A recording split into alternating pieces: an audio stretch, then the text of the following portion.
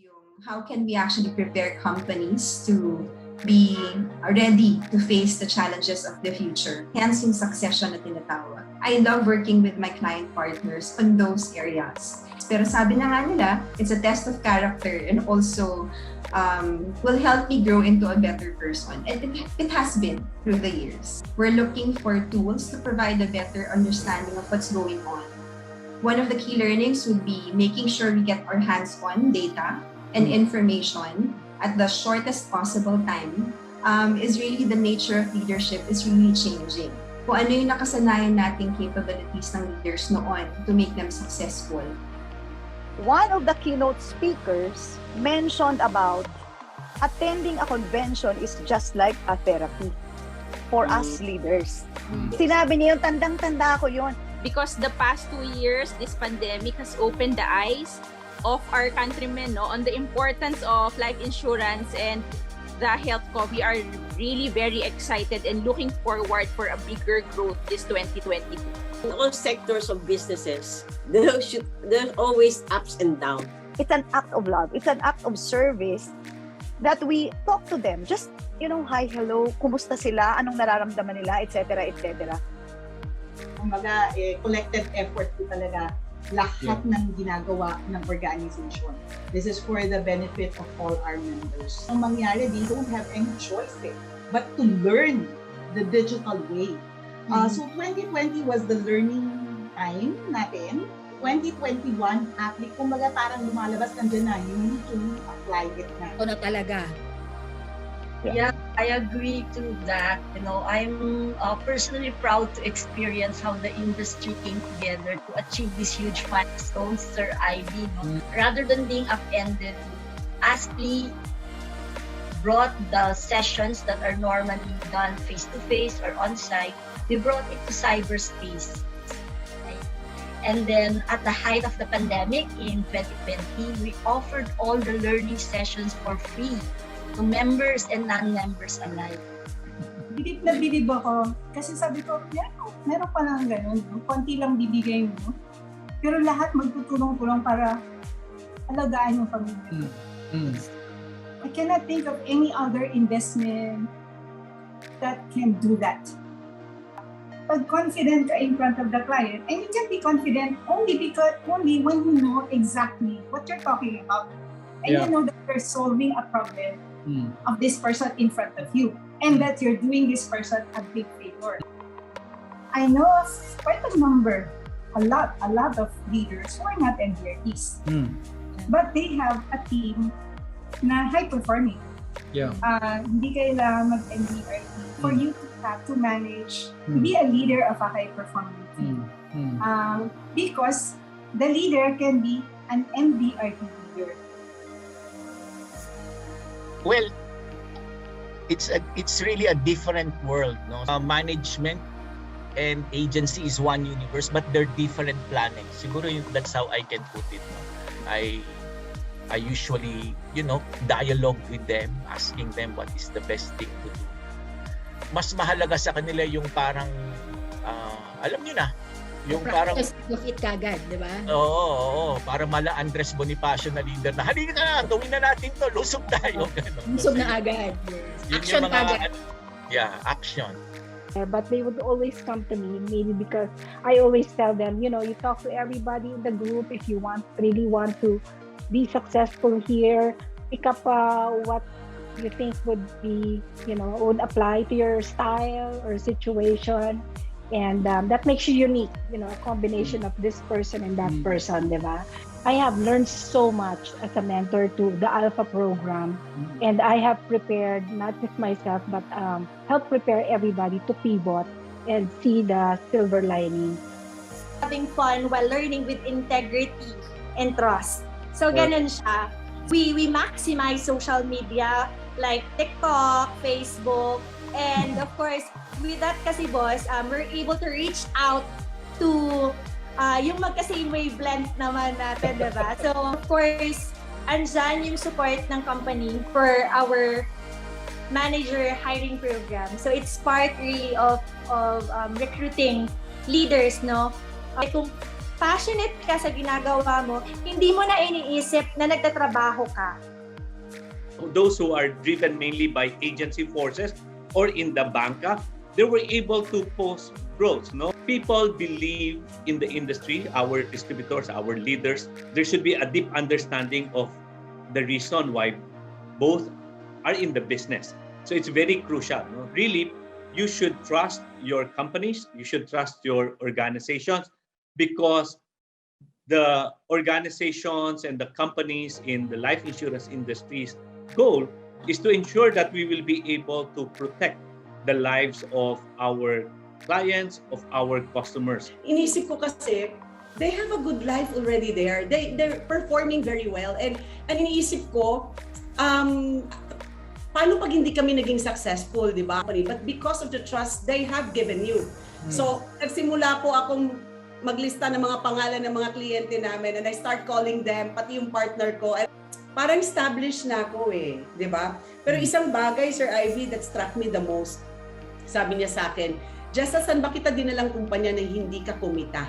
I have this feeling, sabi ko, subukan mo kasi we'll never know kung anong meron dito unless we try it. So,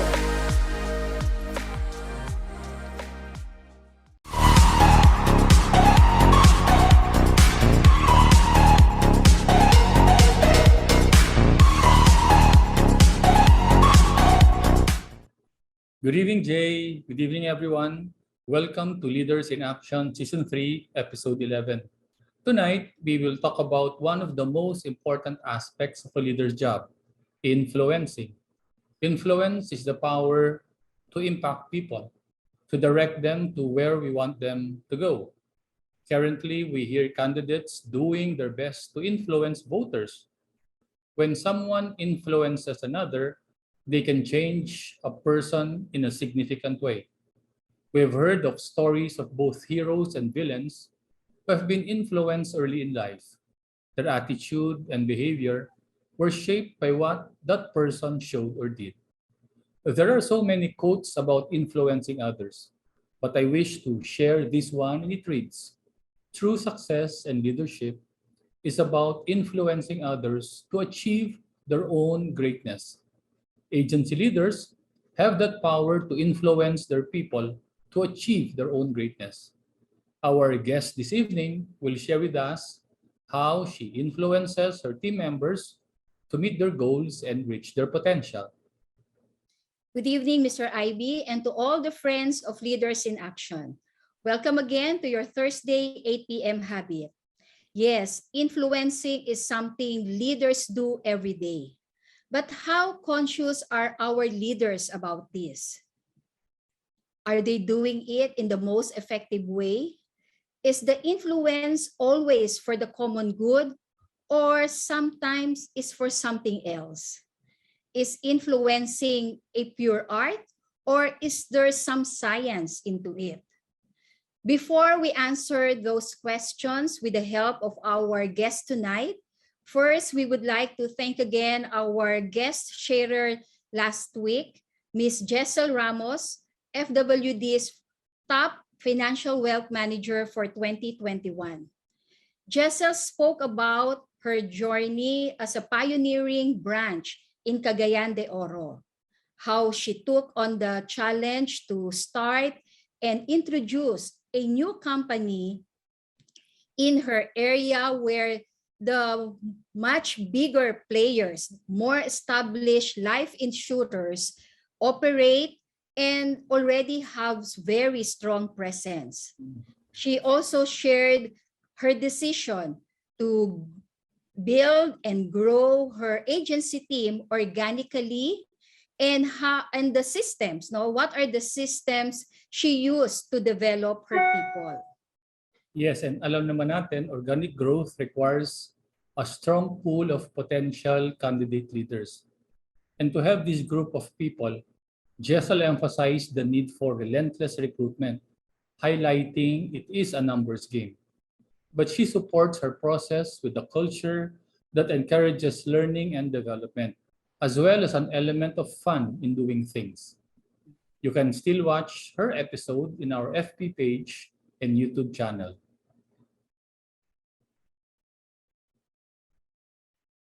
The leader's influence on their people starts from day one. That is, beginning with the first moments of recruitment and continues throughout the entire journey of the advisor, either as a top performer or towards a leadership post. How effective the leader is in influencing actually determines the direction as well as the speed by which the advisor meets his or her goal. That's true, Mr. IB.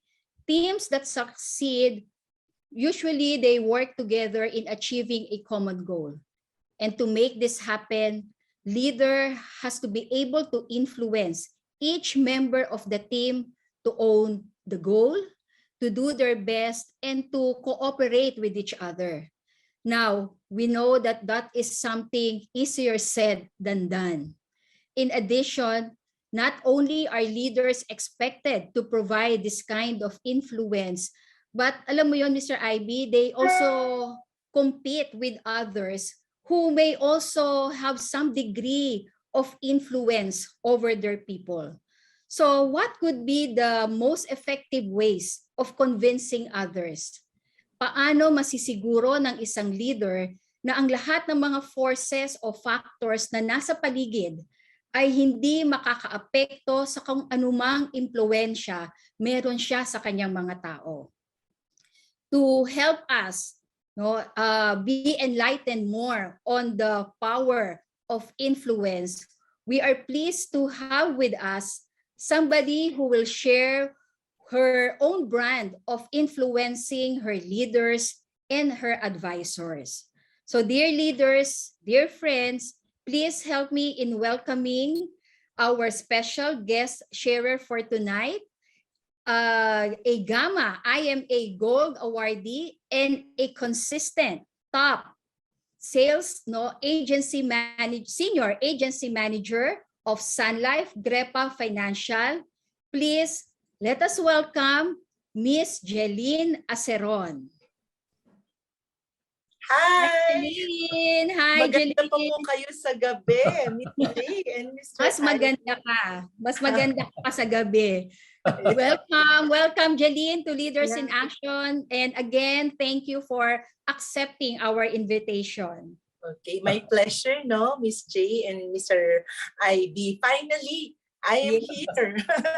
Season 2 pa po dapat ako nandito. So, everything, may perfect timing at ito yung perfect timing for you. I know. At isang karangalan para mapabilang sa inyong programa. You know, Miss J and Mr. IB, up to this time, I'm still at awe at hindi pa rin talaga ako makapaniwala, no? Kung paano at bakit ba ako napasama sa inyong programa. Kasi ang liit-liit pa naman ng aming ahensya. Kaya ang mission ko ngayong gabi, may 1, 2 o 3 lang na makakuha ng takeaways na mababahagian ko ng aming best practices sa ahensya. Masaya na ako. Well, again, maraming salamat, but you're very humble. Your performance speaks of your ability and success. So again, we're very thankful, Jelyn, na nandito ka sa amin ngayon. And you're correct. We hope that your story will continue to inspire other leaders. Alam mo, mabilis talaga ang oras. So uumpisa na namin ni Jay ang aming pagtatanong. So the first request namin sa iyo is for the benefit of our audience, please share something about yourself and your team. Siguro, how long have you been with the industry? What were you busy with prior to joining in the industry? And what or who influenced you to join this career? Okay. So again, I am Jelyn Aseron, Senior Agency Manager of AAA Diamond. So that's Aseron Agency and Associates of Makati Central Office of Sun Life Grepa Financial. And currently, I have a 93 manpower with 6 agency leaders. And the agency comprises of diverse and mixed age range of agency leaders and financial advisors for every generation. So 10% of baby boomers, dominating and takes up 50% is Gen X. And 20% millennials or the Gen Y, and 20% of Gen Z. Okay. So I've been in the insurance industry for 16 years now, but prior joining the industry, I've been in the telecommunications industry for 10 years. Oh, all right. And the latest position I held before I took the early retirement program, I was a subscriber investment specialist. So I am assigned in preparing preferred share stock certificates for the telecom company. All right. So I am a strong believer of life insurance because when my father died, I was a third year high school then.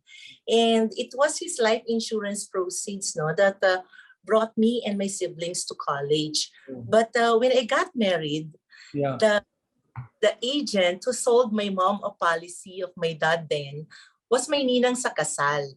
And soon after our wedding, she sold us a policy for my husband and I. And at the same time, recruiting me to join her. Kasi ang value proposition niya, I get to pay the insurance I got from her from the commissions I earned pag nag-agent ako. Sounds good, di ba? So, initially, pa-refer lang ako sa kanya because I was still employed then. Wala pa po akong license. I wasn't licensed yet then. But when I decided to be a full-time mom, so I availed the early retirement program by my previous company. Maliit pa kasi mga anak ko, mga toddlers pa sila noon. So after 6 months as homemaker, I got a PhD degree, Sir IB, at gusto ko mag-graduate. You know what's PhD degree? Ano? Helper driver.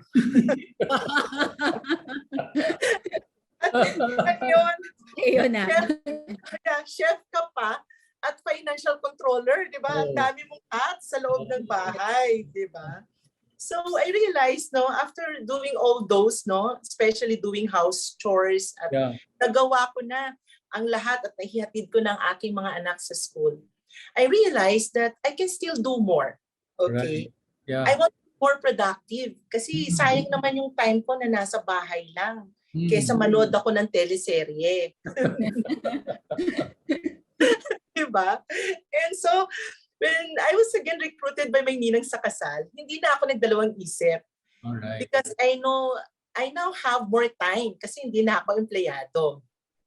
Also, I love going out, dressing up, meeting and talking to people. So, sabi ko sa sarili ko, this is it. This is the way that, I can now monetize my being extrovert to join sales. So parang talagang one is the flexibility of time, taking care of your kids na medyo bata pa, and then you can do what you want. And sabi mo nga, you like dealing with people, no? Now, you enjoyed being, I'm sure, being an advisor. But what made you decide na maging agency leader?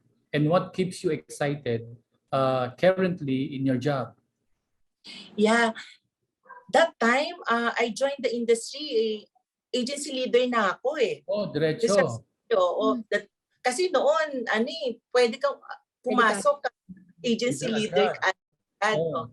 And given also that I came from this company that, talks about telecom company pero nasa, sa stocks. Okay. So siguro that was an edge for me. Okay. And what excites me about now? Yes, your job, your leadership role. Oh, I see. 3 things, okay? Watching my team members I have influence, accomplishing great things and doing more than I ever do in the life insurance partnership. Second is seeing them swiftly thriving and excelling in the new norm. And third is when the agency's mission vision work or realized to every team member in the agency. Those are what I'm always excited about. Well, looks like you will be excited for a long, long time. No? Bago ko ipasok kay Jay, what is your current challenge, or maybe putting it more specifically, is influencing and persuading your people a major challenge in your role as a leader?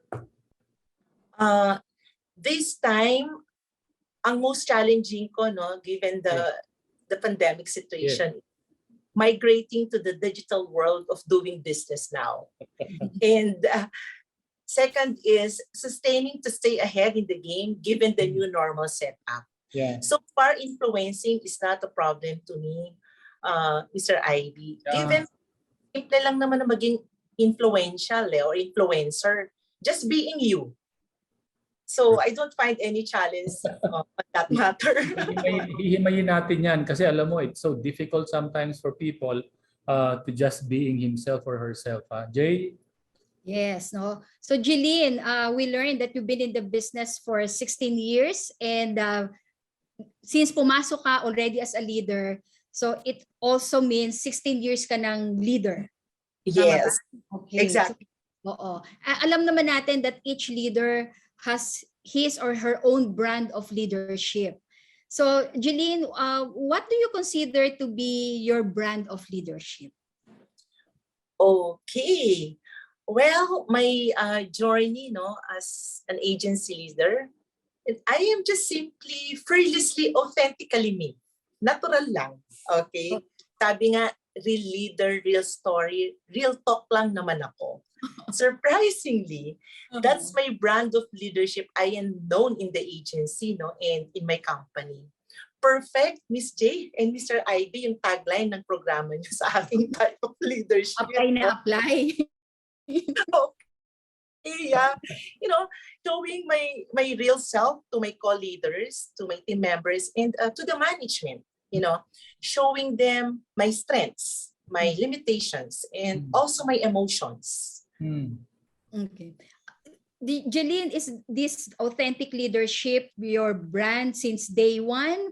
Or nag-evolve na lang ba ito through the years, through the experiences, and through the challenges that you've been through?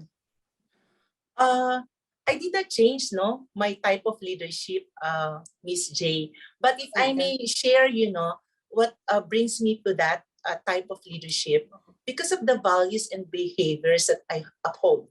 Okay, so there are 6 principles sa akin, in leading the agency. First is lead by example. Okay, so I should practice the same actions, values, and behaviors my co-leaders and team members expect me to be. For example, if I ask my team to come to meetings on time and prepared, I should as well.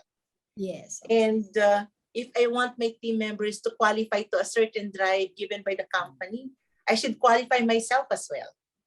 So that's important, lead by example. Second is lead with vision. Okay. That clear vision articulating the world where I want to bring my team. And, I should exude that confidence that is so contagious, that will lead my team members to feel and think that we are all equal in our ability to achieve limitless potentials. And third is lead with heart. Okay, so I get to spend time to know my team members, their goals, their personal stories, their emotions, their fears and their doubts, especially now, it's pandemic time. So bago ko pa sila kumustahin, ang aking team members sa kanilang activities. Note, Jay, activities ang kinukumusta ko, hindi benta. Tama. Okay. Inaalam ko muna o kinukumusta ko muna sila how they are doing and their family. From there, I will know kung bakit ba sila nananahimik sa negosyo o bakit ba sila super hype, si advisor or si leader, at sunod-sunod ang kanyang productions. So, importante, na we have to understand our people. Because for me, Miss J and Mr. Ivy, if we don't understand our people, we don't understand the business. Yeah. So, importante yon. And next is lead with integrity. All right. So I should always hold true, to my values and walk the talk and practice what I preach. Because as a leader, our people keep watch on us. So I should talk, walk, and move with a winning attitude all the time, that gives us that positive vibe. because I need to influence my team members to believe in what I believe in. So bringing their goal to fruition, so importante yun eh, di ba? So fourth is lead with transparency. Yes, I am known to be a real talker. Yet, I remain honest when sharing my thoughts and feelings. This include offering constructive feedback to my co-leaders and team members when necessary. And as well as admitting when I am wrong. By doing so, I foster transparency, building authentic relationship and inspire trust and motivation, especially to my co-leaders. So being a real talker really is showing care and love to our people. So the last is lead with consistency. Okay, so I do not change really my leadership style or apply different values to different situations. Kasi naniniwala ako that consistency promotes credibility and reliability.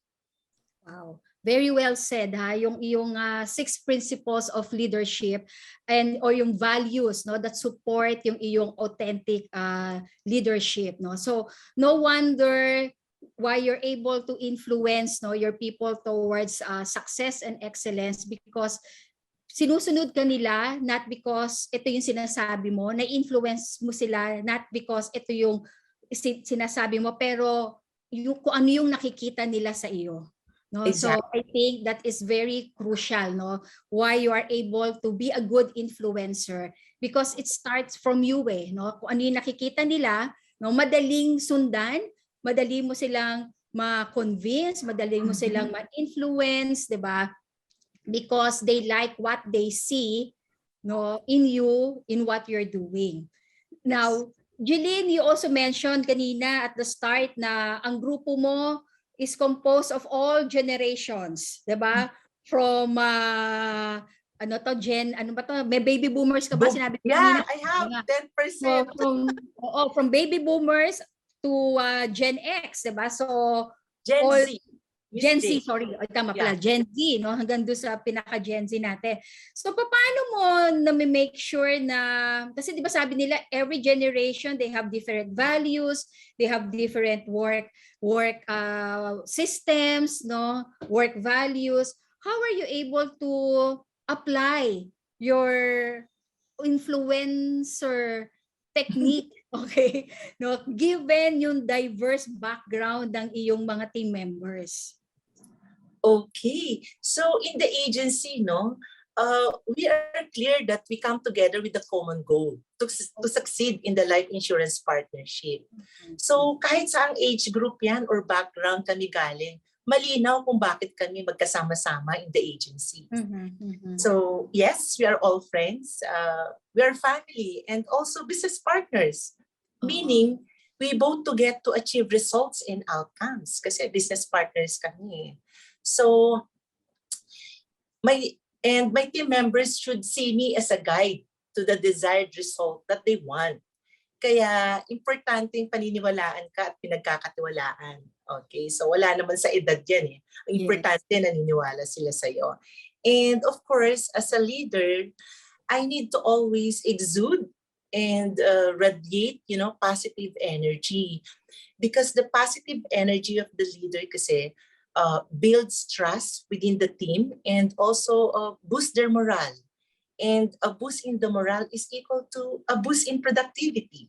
Okay, not only to lead the agency to a measurable increase in performance, also a positive working environment and a higher level of trust by my co-leaders and team members. Okay, so very well said, Jelyn, bullseye mo kanina na having very clear goal, common goal, yun ang magbabind sa inyo. So regardless of age, background, okay, when your goal is very clear, that will be very easy for leaders to influence and make an impact on their people.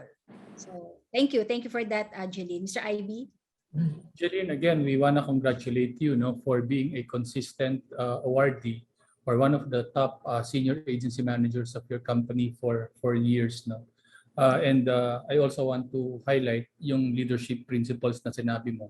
But these things, I'm sure, can only come alive kapag meron kang sistema at proseso na ginagamit, no, sa agency. Maybe please share with us what are some of the things that you do with respect to, for example, bringing in people, the right kind of people sa recruitment, even in activating these people that help you achieve your current level of success. Okay, so with regards to recruitment, no, wala pa rin nagbago, no, Miss J and Mr. Abby. Rita pa rin ang lifeblood ng industry, no? The Rita, recruit is the answer, okay? Yes. But the agency, I espouse recruit and promote strategy and external recruitment, no? So we build and develop another leader from within the agency. Kasi career path naman yan na tatahakin ng advisors. So I recruit and promote. But meron akong isang favorite, no, na session na ginagawa sa ahensya, which is the welcome interview. Okay? So napaka-importante nitong proseso na ito. The reason being is to, set a clear direction, okay? Right behavior, strong character, and accountability, no, to our new recruit. So sabi nga nila, begin with an end in mind. So I use the big picture strategy, no, wherein we talk about the recruit dreams and aspirations, no. What is his or her big and profound why in joining us, and that clear and compelling statement, no, of the goal that they're trying to achieve. And it is also in the welcome interview session wherein I present the agency's vision mission. So I walk them through the agency's team culture and standards. Okay? So also, no, sa aming activation, no, ito, no for sale kami, no code. No for sale? What? No code po. No code. Okay. No code. So, kasi gusto ko first month pa lang ng aming advisor kumikita na. And I wanted them to maximize their income. So, we handhold them from my agency managers, no? They handhold their recruits from BOP, dun sa ating business opportunity presentation, to joint field work, to coding. Kasi yung first 90 days is very crucial, no, sa ating new recruit. Just to make sure that we fulfill their big why in joining us. So, yun, no for sale, no code. I think that's good for ensuring a fast start, no? Yes. Okay. Now, when you get them to start fast, ano naman yung ginagawa nyo sa agency para consistent yung kanyang performance? Okay, so that's in activation, no, Mr. Ivy. So we do joint field work. Okay, so joint field work na agad kami. So consistent engagement also through weekly virtual meeting. So again, dun sa meeting namin, di kami nag-uusap regarding sa sale. We just monitor activities through our activity tracker. So activity tracker kami. So we also have this exclusive FB group wherein we recognize the small and big wins of our daily producers. So nagkakawaan na yan pag nasa sa FB, no? So hindi ka in pag wala ka doon. So doon kami nagkakahawa-hawaan. And, with retention naman, we do one-on-one meeting.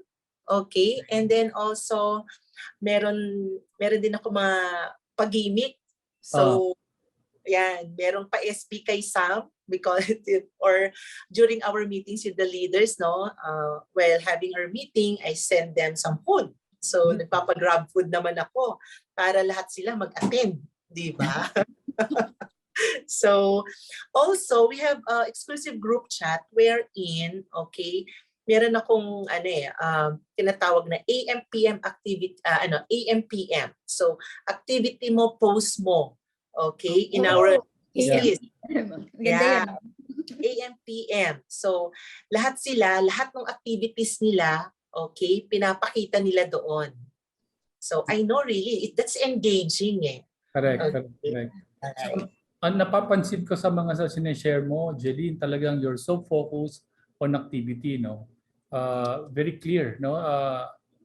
Ganda yung hindi mo mini-measure yung results kasi alam mo na pag maganda yung activity, the results will automatically follow, no?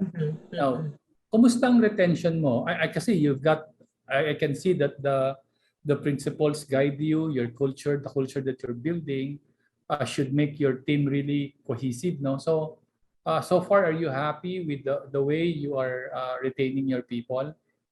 So far, Sir Ivy. That's good to So hear. far po. Oo. Now, leader development naman, kasi siyempre sabi mo nga expand tayo, di ba? How do you ensure that you got candidates and how do you develop a candidate to be a leader ultimately? Oh, I see. So, sa leader development naman, as I mentioned, no, Mr. Ivy, so recruit and promote strategy kasi ako eh. So, I get to promote my advisors, no, from candidate manager, yung mga good performers ko. So, I have to promote them. Okay? So, with that, sa mga tenured leaders naman, we have weekly engagement or alignment meeting. Okay, I do that. So every meeting, nag-a-assign ako ng leader sharer. Okay, we also have prayer leader. I delegate task because I value each other's input eh. Okay, so every meeting namin, this is also an avenue for us to inspire and motivate each other as leaders kasi kailangan din namin yung ng mga leaders yan eh, no? Yeah. So sabi nga nila, you cannot give what you don't have. So from within us leaders, no, so we get to motivate and inspire each other. So to also drive consistency and predictability, no, I created agency calendar of activities. So for leaders, we have our Q1 and Q4 leaders conference and leaders team building. Also for our advisors, they also have the Q1 and Q4 agency general assembly. So I get to invite external speakers to join us in our assemblies. So looks like talagang punong-puno ng activities for agents as well as leaders, no. Earlier at the start of our conversation, you mentioned that influencing is something that is not anymore a challenge to you kasi marami ka ng practices and you've been successful.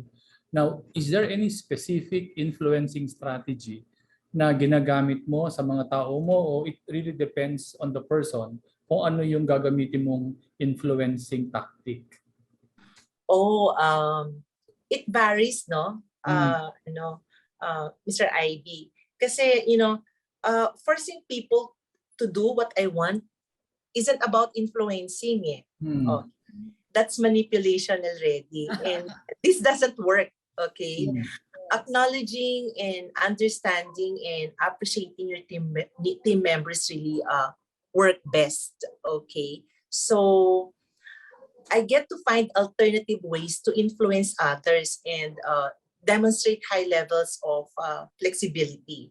This means that if the approach doesn't get them to their desired result, I try different approach. Sabi nga, different strokes for different folks. Okay, so my team members, probably can question my leadership style, but never they can question my intention because everything I do in the agency is always at their best interest at heart. So, yon. Well, I think fundamental, which you shared, is that to influence somebody, you must first fully understand where is that person coming from. Yes. Tama, no? Correct. And then you apply whatever is the most appropriate influencing method that can help that person achieve his or her potential. Yes, exactly. Good. Yeah, thank you, Jay. Yeah, related to that, they say that change is the only constant, okay, in this world, okay, sa ating buhay. when changes have to be introduced, no, in your team, especially during this pandemic, no, na ang daming mga changes na nangyari overnight, very sudden, very drastic changes. How easy is it for you, or how easy was it for you to make your people accept and embrace these changes? Okay, first, no, lalo na nung early 2020s, no? We were all in the moment. Okay? And the pandemic tested my resiliency and adaptability. But as a leader, I need to be proactive, no? And still strive to maintain normalcy. So I identified, no, what I can and cannot control. Ang magandang dulot ng now new normal, napapadalas na ang meetings namin kasi Zoom meeting na lang, di ba? So, madali na mag-attend ng trainings kasi just click a bahan, viola, at nasa training session ka na, di ba? And slowly, nakaka-adapt na kami sa now new normal. Hindi pa nga lang 100% sa team namin kasi we still have baby boomers who have challenges in the digital world. And of course, no, importante sa lahat, I ask guidance and support to my immediate bosses and to the management. And also, the company naman has some initiatives, systems, and processes for us to pivot to the new normal.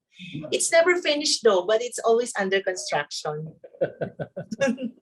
Again, no, narinig ko na naman sa iyo yung isa sa principle mo na talagang leadership by example. Sa iyo lagi nagsisimula, no? So kapag nakita ng mga tao mo yung resiliency mo, no, again, you're able to influence them to become resilient as well. Okay? But having said that, Jelyn, it cannot be avoided that in any team, meron palagi isa o dalawang mga pasaway. Okay? Yung medyo mahirap talagang i-direct natin, no, sa kung saan dapat talaga pumunta. What do you normally do, no? Or how do you handle, how do you influence yung mga pwede nating sabihin mga difficult leaders or difficult advisors? Okay, so first, I remain calm. Okay. And treat that person with respect. And, you know, I still continue building rapport with them. Second is sit down for an alignment meeting, no, with the presence of my immediate bosses like my regional manager, my cluster head, and, you know, discuss and focus on what we can be actioned upon. So if it works, very good, you know. If not, I simply ignore momentarily that person. Okay. Ibigay ko muna ang mundo niya. Okay. Parang sa isang magulang at anak lang, Miss J and Mr. IB. Kung sasabihan natin sa kanila, there's a time to play and a time to study. Pero ang peg ng ating anak is to play lang. Huwag nating ipilit yung gusto natin. Kasi ang resulta nun, away. Hayaan na lang natin silang maglaro ng maglaro. Saan matapagod rin sila. At pag napagod yan, no choice naman silang susunod in the end. So give space, no? Ika nga. Yeah, mo, no? So give them space muna, momentarily. Yes. And again, yung sinabi mo na communication, no? Again, it stresses the importance of communication, no? Yes. Understanding where they're coming from, bakit ba hindi sila pwedeng sumunod, no? At umupo tayo, tignan natin kung paano natin to maresolve, at kung hindi, o sige, diyan ka muna, space muna, bibigyan kita ng space, usap na lang tayo ulit. No? Yes. Yeah. Very, very clear, no, na that's how you're able to handle, no, and somehow influence itong mga difficult to handle natin ng mga kasamahan. Okay, so thank you for that. Mr. IB? Jelyn, alam naman natin that the pandemic somehow put the spotlight on the relationship between management and the agency. Kasi there were many changes that had to be introduced. Ang tanong naman ngayon is that yung dalawa, no? First is, what did your management do to persuade your sales force to adapt to the change? Tapos ang flip side naman ito, ikaw naman, okay naman, what did you do to influence naman management para the support that they will provide you will really be able to address the challenges that you were facing at the time. Okay, so alam mo, aside from my role as an agency builder and an influencer, as a senior agency manager also, no, one of my tasks is to connect, a stronger link between the agency and the management. Correct.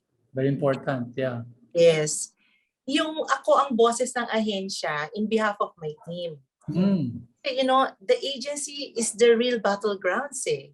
So kami yung tunay na nakakaalam sa sitwasyon outside the corners of the head office firsthand. So ang mga co-leaders ko, my agency managers, sila yung eyes and ears ng sitwasyon ng kanilang ahensya, no? And as their senior agency manager, ako naman yung bibig o yung channel or yung medium na mapaparating sa management ang clamor ng ahensya. And siguro, no, one of my strengths is to be able to amplify to the management, no, the real roar of the agency. So, and this is also where I get to blend my brand of leadership and my alpha female type of personality. Yeah. So, when you say amplify, kasi there are so many ways of amplify, and sometimes, minsan, kung hindi maganda yung framing, nami-misconstrue pa na ng away, di ba? So how are you able to amplify and to really articulate very clearly to your management what is happening on the field so that the appropriate support and resources will be provided? Okay, so continuous dialogue and open communication. Right. That's really important. So I always ask for meeting to the management kasi importante yun eh. Well, I'm very sure that, again, that dialogue and constant communication engenders trust. Di ba? Yun.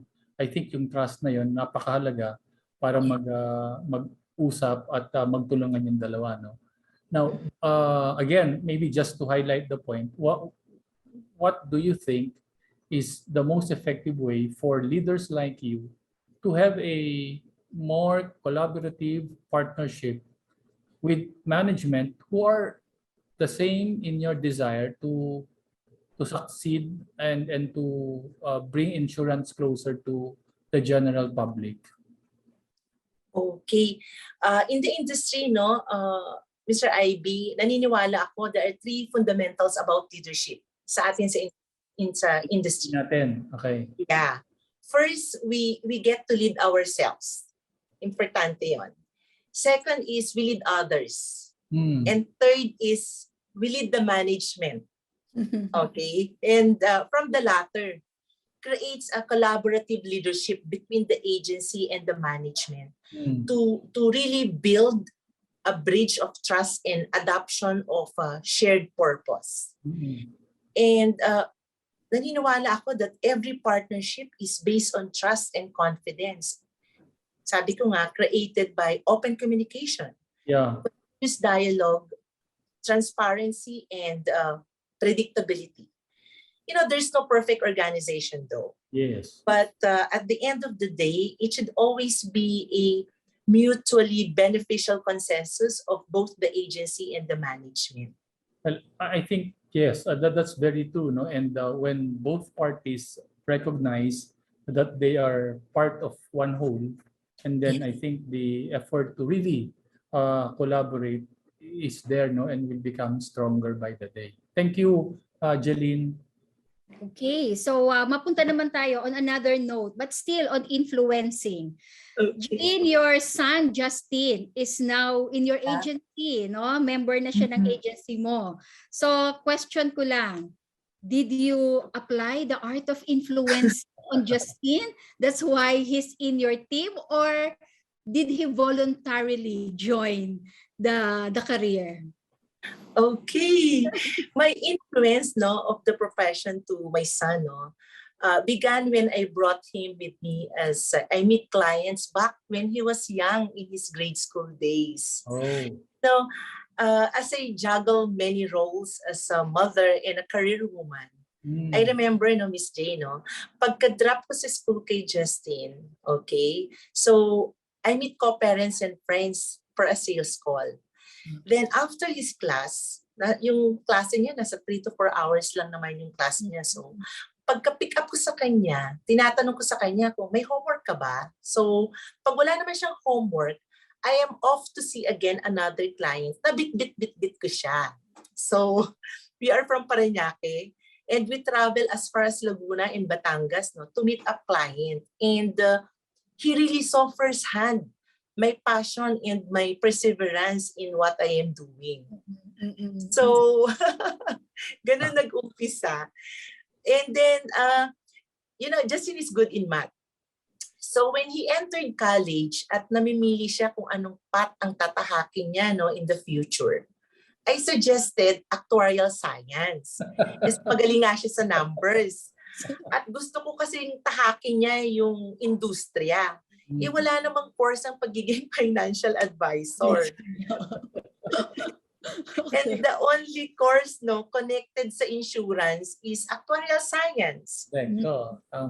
So he took up and graduated on time as management science engineering in actuarial science. So fast forward, no, 2 months before his graduation, I invited him to attend, no, Sun Life Grepa Millennial Millionaire Summit.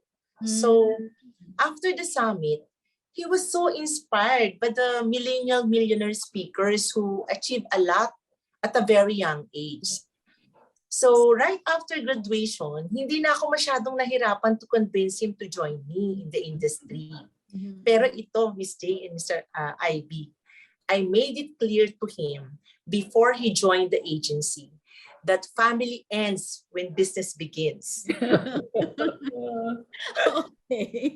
So, malinaw sa kanya na iba ang activities ng anak na financial advisor sa parent leader. And with that statement of mine, it even gave him more motivation to build his own empire, to blaze his own trail and, creating successes of his own. Kakatuwa naman. Katuwa naman yun. Yeah. Is he now an agency leader or a financial advisor? Still a financial advisor. Okay. And, he broke the stereotype second generation in the business because he really works independently. Okay. So he works really independently. And, as a mom, I always knew we had a brighter future really in the industry. Not only with his talents and skill as a people person, and also his perseverance and passion in the industry, especially now, no, as he served as a Luwak Board of Trustee and MDRT MCC Company Chair. Yeah. So tuwan-tuwa naman ako sa kanya. Nakakatuwa naman. In fact, meron ng isang, hindi ko na lang ma-recall kung anong program yon, but I saw him hosting, interviewing a fellow leader in that program, and I see na sa'yo niya nakuha yung personality. Okay? Ka-real talker mo siya, pareho kayo, so very very clear. Ayaw mo mang talagang sabihin, pero talagang na-influence mo siya, yung voluntarily joining the career, really comes from him, pero there is that trace of that strong influence on Justin, on Justin. And I think he is on the right track, and with you, serving, guiding, serving as his role model, and guiding him, Justin will go a long way, in the career. Hopefully next time si Justin naman ang aming makakausap dito sa aming programa, ha? So congratulations to you, Jelyn, not only for being a successful senior agency manager, but also yung iyong pagiging mother senior agency manager, so I'm sure very proud ka of your son, Justin. Thank you. Yeah, Jelyn, you have been an influence to many people, no? So let me ask you naman, who has been the greatest influence in your life? Paano kanya na-influence and what or how did she influence? What did he influence you on? I think my mom. Mm. Okay. Because after I lost my dad at mag-isa na lang ang mother ko na itaguyod kami magkakapatid.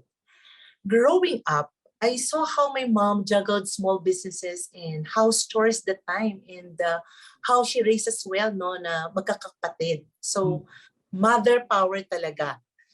And now that I am a parent, I realize parenthood is the first and elemental field of action of leadership.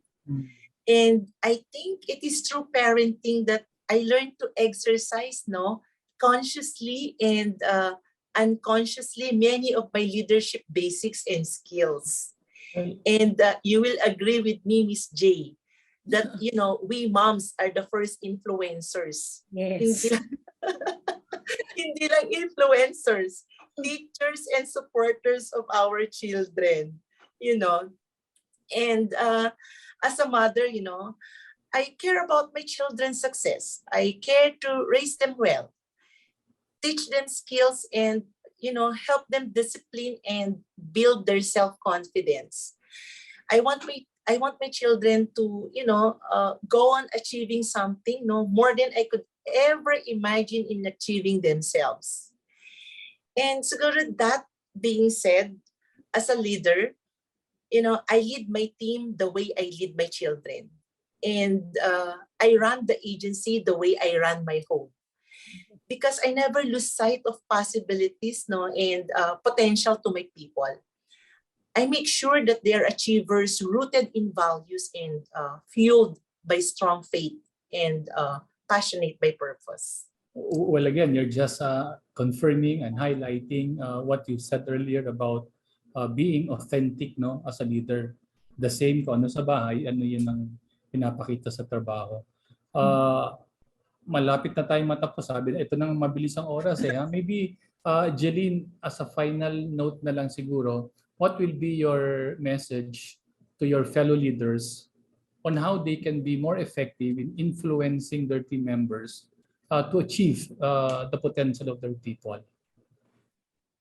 Okay, so in leadership, authenticity matters. We have to do and say what we actually believe in. And my dear leaders, our ability to influence others really begins from within. Importanteng pinagkakatiwalaan at pinaniniwalaan tayo ng ating mga team members. Kasi sa atin nila nakikita ang ninanais na resulta na gusto nilang mangyari sa kanila. And if I may borrow, Mr. IB and Ms. J, the lines of Miles Monroe, ang sabi niya is that leadership is the capacity to influence others through inspiration, okay? Motivated by passion, generated by vision, produced by conviction, and ignited by a purpose. So for me, influencing is all about understanding ourselves and the effect or impact we have to our team members. Because our ability to influence really can empower our team members, thus accelerate results, create a better working environment and relationship, and ultimately achieve that individual personal goal. Thank you. Again, very well said, Jelyn. Sabi mo nga, leadership is all about influencing others to achieve either the personal or a common goal. So, and as you've mentioned as well, that being a leader is actually a blessing, as it gives one the opportunity to cause someone to decide and act towards something that is good. So, thank you. Thanks again, Jelyn, for sharing. Yeah, thank you for joining us. Oo, mabilis ang oras Sabi ko sa iyo yung 45 minutes na yon magpapas lang ng ganung kabilis So thank you for joining us tonight and for sharing your story and your journey with us. You reminded us that the art of influencing is not only about what you're able to do to others, but really starts from how you shape and transform your own self. Sabi mo nga, our ability to influence others start from within. So, Jelyn, may you continue to be a strong influence to so many other people. No? All the best as you lead your team, no, to greater heights. So, maraming salamat ulit, Jelyn. I hope mission accomplished ako ngayong gabi. Of course. Miss A and Mr. Ivy. Of course, certainly. But thanks as well, everyone, for joining us in our conversation with Jelyn. Certainly a very inspiring story that we just heard. No, we wish to thank Chief Agency Officer si Roy Padiernos and Territory Head Paul De Jesus of Sun Life Grepa for their assistance and support. We hope to hear more leaders from your company in our next episode. Yes, so salamat ulit Roy and Paul sa uulitin. We really appreciate, no, Mr. Ivy, the support and the assistance that we get from our colleagues, no, the senior agency executives of the different life companies, no. So nagpapasalamat kami for recommending your leaders to share their inspiring, their beautiful stories on our program. Sana ay wag kayong manawa, no, na i-share sa amin ang inyong mga agency leaders, no. Now, talk about support, no. Next week we will have and hear from another industry association who has been helping the agency force in advancing their professional growth. So, Mr. Ivy, who will be our next guest? Yes, Jay. Next Thursday, we will have our good friend, Mr. Jeff Gonzalez, the president of PFAP, or the Professional Insurance and Financial Advisors Association of the Philippines, to share with us their plans and programs this 2022 in support of the agency, especially how they partner with agency leaders to further develop financial advisors. So mga kasama, we hope to see each other again next week. That's March 24, Thursday, of course, 8 p.m. here in Leaders in Action. Great leaders. Real stories. O pwede man yun. Real great leaders. Yes. Real great leaders. Yes. Real stories. And real talk. Salamat. Bye, everybody. Bye. Thanks, Jelyn. Bye, everyone. Jelyn, Thank you, everyone. Take Salamat. care. Be Salamat. safe. Bye.